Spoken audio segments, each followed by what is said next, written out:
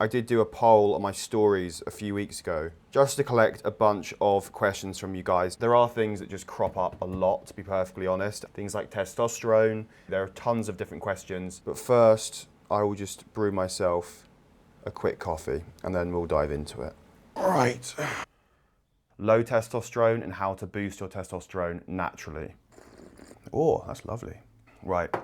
And by the way, I want to start by saying these tips are generalized to roughly both men and women, although with women with low T, it's a very different process. But for the time being, the action items that I'll put in place today are in fact ones that both men and women can action with obviously minimal risk, if any at all, exclusively benefits realistically. Things that if they don't boost your testosterone, at the very least, they will have a huge impact in other areas of your life. So men and women, you can watch this video. You'll both see value in this video and it's minimal risk. I have low testosterone. How can I boost my testosterone? My first question to you would be, how do you actually know? The reason why I say that is that I get so many questions from people that are convinced that they have low testosterone. And these are always young guys, by the way. They're always like 18-year-olds, 20-year-olds, 30-year-olds who are 100% convinced that they have low testosterone. When I ask them, how do you know? They say, I don't know, it just feels like that. Like I've got low drive, I have low energy, I have low libido.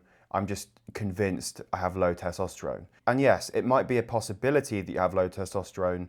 In reality, it's probably the least of your concerns and there's probably a bunch of other things that are much more likely. I think one of the main bits of confusion here is that people that have low energy decide that they have low T, or they have low libido and they say, well, it must be my testosterone.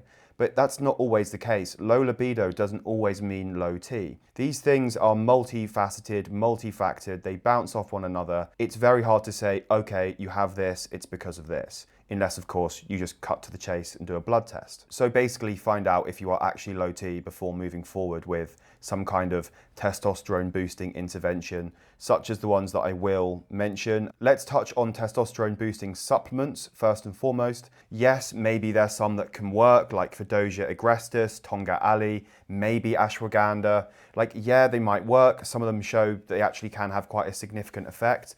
But there aren't that many long-term studies. We don't know about how long you need to maintain these doses, how safe they are, maybe they have some kind of effect. We are talking about marginal gains, some of them less so, some of them might even have a really incredible effect on testosterone, but we don't know their long-term efficacy, we don't know their long-term safety. There's a lot of room for error, right? A huge margin for error.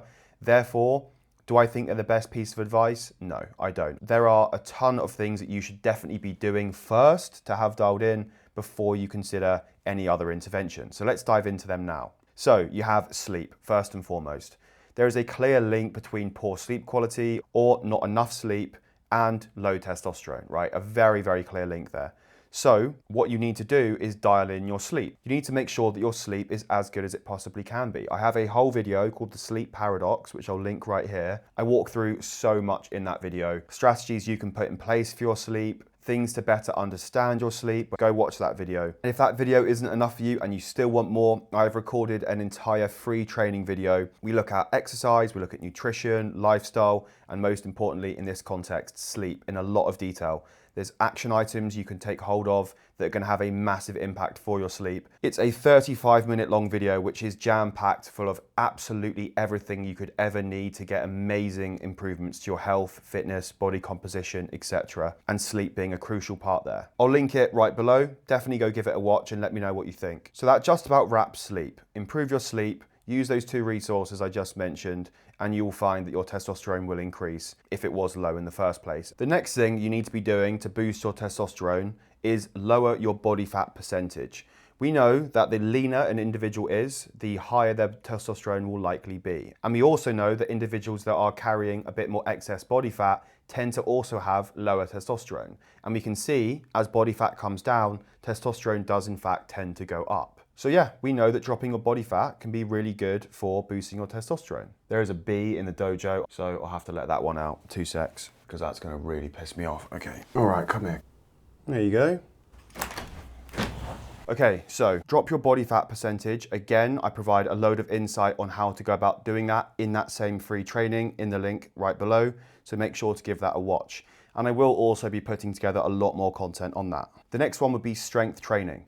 And strength training doesn't necessarily need to be powerlifting, like compound lifts, squats, deadlifts, bench, etc. It can just quite simply mean heavy resistance training. Maybe think about doing 1 or 2 exercises at a lower volume, so a lower rep range with a higher weight. Something like 2 sets of 3, 2 sets of 5, 2 sets of 8, for example, and go really flipping heavy, right? Push that weight, focus on progressive overload and other key principles of training, like periodization, for example. Again, I touch on that in free training. I'm plugging it way too much, but there's tons of value there. You will understand everything once you watch that. So you have lifting heavy, strength training, dropping your body fat, improving your sleep. Another key one would also be reducing your stress. I am going to be putting together an entire video about reducing your stress, but we can see that during periods of high stress, testosterone tends to go down. Testosterone and cortisol kind of act like a seesaw, cortisol being stress hormone. When cortisol is high, testosterone tends to be low and vice versa.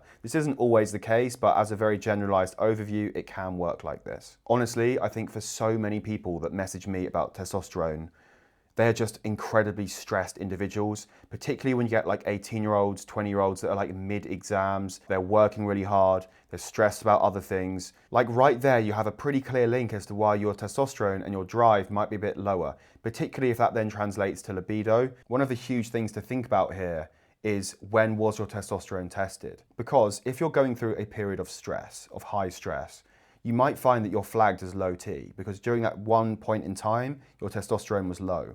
So actually these tests aren't always the most useful things because there's a big difference between your testosterone on like a day where you're incredibly stressed and on a day where you've like got to the gym and you're really chilled out and you're having a great day and whatever. Like there are going to be fluctuations there that can be quite significant. So when it comes to testing for your test, or testing your testosterone, I should say, you might find that there's loads of variation and it's very hard to do it accurately. So be wary of that one. And I think generally speaking, people are terrible at managing their stress. Like of all of these variables, I would say that stress and then closely after that, sleep are the 2 ones that people just frankly completely overlook. So how would you actually go about reducing your stress? Now, there's a variety of things you can do to drop your stress, and I'll touch on that now in some detail. So here are some things you can do.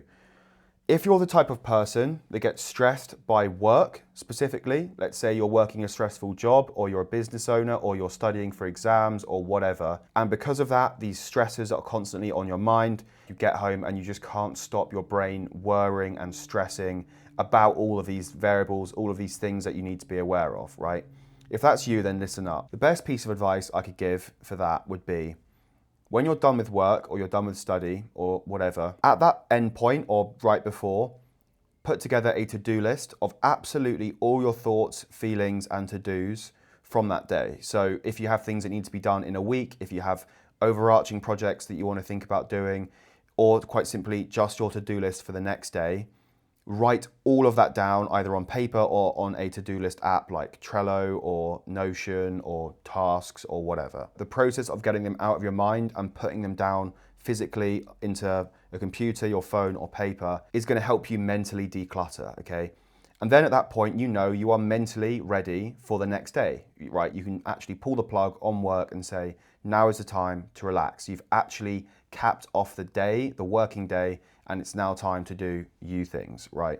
And by that, the best thing to do is anything escapist. Escapism gets a bad rap. Actually, what is the exact definition of escapism? Let's have a butcher's. A habit of thinking or a form of entertainment about purely imaginary or amusing things that provides an escape from reality or everyday matters. Now, it gets a bad rap because it sounds bad. And lots of the time, escapism can be bad. People just completely neglecting real world things to escape in nonsense, right? In this case, you can use it to your advantage. When you've done the real stuff, the work stuff, the stressy stuff, and you're ready for the next day, do what you want to do, right? Do some cooking. You could cook a really nice meal, spend time cooking some nice food. Go to the gym, take your mind off things, listen to some nice music when you're there. You could watch a film, you could watch a series, you could do yoga, you could read, you could write. You could do any of your hobbies. Hobbies are an amazing, amazing stress relief thing. I swear by hobbies as a way of just maintaining your sanity if you're someone that operates at high stress. you know, things that you can dive into that you genuinely just love and there are no strings attached, right? I would avoid things that are rooted in reality, like social media, the news, reality TV potentially, because those things are just stressy by nature. Like, you're not gonna truly wind down and relax and de-stress when you're doing those things. For so many people, their autopilot thing after their day's work is literally sitting down and scrolling on their phone. It's like you're not actually unwinding. If you're scrolling through like TikTok or Instagram or whatever, like at least 50% of what you see there is going to be somewhat stressful. Whether you know it or not directly, it might be subconscious, but you're not going to be getting that escapist wind down benefit. So I hope that helps. And in doing that in the evening, you'll find your sleep quality improves as well. You'll find that falling asleep is so much easier when you've spent like the last hour, 2 hours of your day genuinely doing what you want to do in a relaxing way. So don't sleep on stress. Actually, no, sleep on stress, if that makes sense. Work on reducing your stress so that you sleep better, if you catch my drift. I literally just recorded an entire 10-minute section of this video and my mic was off, so that is annoying. So I'm gonna re-record it now. I'm just trying to look as relaxed as possible on this flipping beanbag, and I'm not relaxed. Should really be taking my own stress advice, shouldn't I? Blimey. Right, the next one is your diet. Now, diet and testosterone and hormone balancing, or whatever you want to call it, is a tricky one because there is so much total BS online on social media. People whip up the craziest things when it comes to boosting your testosterone and balancing your hormones when it comes to diet and the right foods you should be eating, right? But the most hilarious thing that I'm seeing now on social media are these chopping board blokes, the guys that sit there with the chopping board and they put like ground beef on a chopping board and like these other random health foods that they just slap on there as well because they're healthy and they saw it on TikTok one time. And they're like, if you want to boost your testosterone, these are the foods you should be eating. On a serious note, scratch that bullshit. If you want to balance your hormones or optimize your testosterone through diet, understand there are very few actual recommendations you can make there, okay? The best advice, and it's not sexy as per the flipping usual, is to eat a somewhat regular balanced diet. Get adequate protein in to help with your muscle mass and body composition that will also help with testosterone, and just don't be a plonker about it. Maybe somewhat drop your intake of ultra processed foods and optimize for more whole foods. Just increase your intake of good quality whole foods and somewhat reduce your intake of these ultra processed bad foods. You do not need to avoid these foods or demonize these foods or label them as poison. Just know that they might not be the best thing when it comes to your overall health, but when it comes to your mental health and eating foods that you like that are easy accessible and easy to cook, etc. and prepare, then obviously they're still very viable options. Everything in moderation. I know it's not sexy. It's nowhere near as sexy as saying, don't eat poison or stop eating seed oils or whatever, you know, anyway. That's about it on diet, I think. And what you might have noticed in this video, that the vast majority of these things are very generalized pieces of health advice. But that's because they're good advice that are actually backed up by enough evidence to make claims and make recommendations. So to recap, things that you can do that are actually going to have an impact on your testosterone. First and foremost though, make sure you check to know if you actually are low T before you just dive into these things. And then if you are and you want to do some things to optimize your testosterone, first and foremost, work on your sleep.